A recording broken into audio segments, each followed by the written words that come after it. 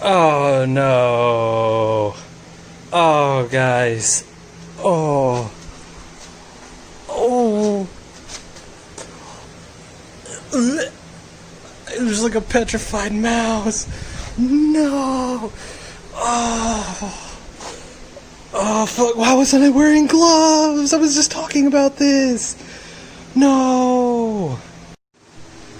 So on last episode of Mickey Mouse Playhouse, got the PTU out. Gonna drain it, and then we're going to see if we can in my slippers again. I'm gonna take that cover off and see if I can get that seal out myself. It looks like it's just RTV'd, so I might just give it a crack myself.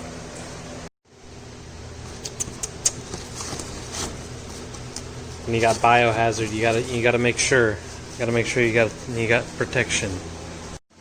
So this will probably be one of the easier fluid drains I've done, considering it's brand new fluid and the PTU's out of the vehicle.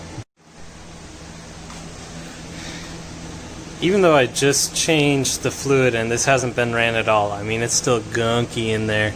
But given we're probably emptying out places that have never been really touched as far as the new fluid. Gross. So PTU drained out. Gonna take that off, but clean up this trans fluid. If anybody ever wants to argue with you that, you know, you're ruining their floor with your trans fluid, you just gotta argue that trans fluid's got a lot of cleaning detergents in it, so if anything, they owe you money because you cleaned their floor. So these are a bunch of 10 mils, and normally I'd say, you know, do them by hand, but for some reason I have a socket that fits my impact that's also a 10 mil, so I'm gonna zip all these off real quick and then open her up.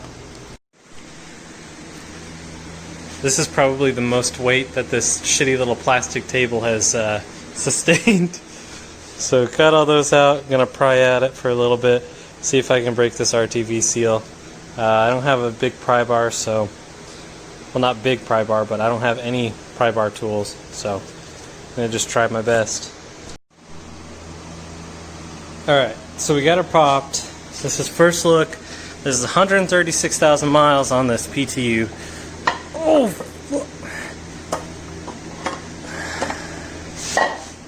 nice. Get oil everywhere. Oh, that is not the way I was hoping it was going to come apart. But, I mean, God, it reeks. Can definitely tell there's some good old buildup in here. Oh, that's so gross. I'm gonna have to clean. Oh, that's disgusting.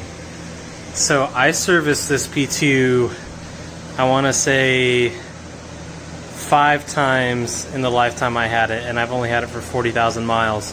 So whoever had this before probably never serviced it.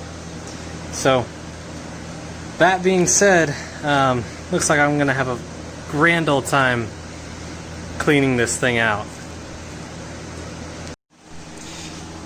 Do you remember that chunk that I pulled out? I was trying to clean this up and all I did was just smear it across the friggin' pavement. I'm still doing it. That's crazy. Oh, all of these chunks. I thought my PTU was in like okay, it's in good shape. Don't get me wrong. The gears and everything, anything that looks like there's damage, it's actually not. I mean, everything is in some pretty good shape, but geez, just chunks of gunk. So, gonna give everything a very good cleaning. I don't know, I think this might be a job for a transmission shop, honestly. They probably have the ability to clean this stuff a lot easier than I will. But, man, these are some beefy gears. I don't understand why people think that the PTU itself is weak, because it's 100% not. it's definitely the lack of maintenance and whatnot in these that causes the failures, because those are some big gears. I mean, that's going to hold a lot of power. I mean, heck, that's crazy. So yeah, it's really the oil capacity and the service interval that's a big issue with these. So if you just stay on top of your... Oh, I didn't even see that chunk. Gross. Oh. I'm just assuming that half of this has just been... I don't know if there's like assembly grease or whatnot, but for 136,000 miles, that's nasty. But anyways, keep your PTU serviced, and this is why. Gross. I can literally scrape off chunks. Random rainstorm. But back onto this. Like I said, I think I'm going to bring it to a trans shop because I feel like they're a little bit better. Jeez, I just hear some thunder. They're a little bit better suited. I can't think of the word, but they can clean it a lot better than I can. That's for sure. Plus, dealing with this heavy gear oil type stuff just sucks. But I figure a good cleaning, maybe some bearings, depending on the shape of these, once all cleaned up, and seal and a drain plug, she'll be good to go. Jesus, I'm worried it's going to start hailing and ruin the perfect paint on my Fusion. Rip to the Escape. There's 100% hail. Oh, I got the Fusion in on time, but the Escape has nowhere to go. But dang, that's not good. Well, hopefully that gives you guys some insight on PTU. Rest in peace to the Escape. Thankfully the Fusion is still good.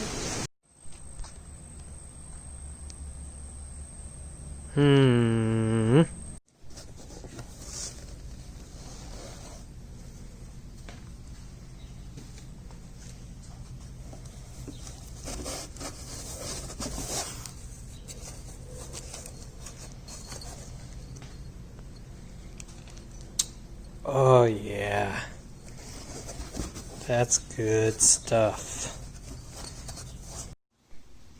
Pistons, rods, rings, piston bearings, rod bearings, head studs.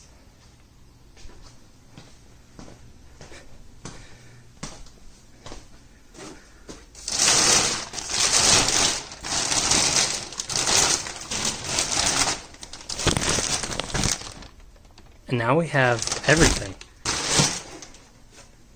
So this LS motor, a couple of you are asking what it was actually for, and it's being traded for some machine work. So I have a buddy, shut my torque converter in the door. Nice. So I have a buddy who works at a machine shop, and this is getting traded on basically assembling the short block. So that's gonna be super cool, and I wanna learn along the way. I told him, so I'm going to do some filming. We're gonna balance the rotating assembly and a few other things, and gap the rings, and so this is gonna get traded on that. That's the reason why I have a blasphemous LS engine in my garage.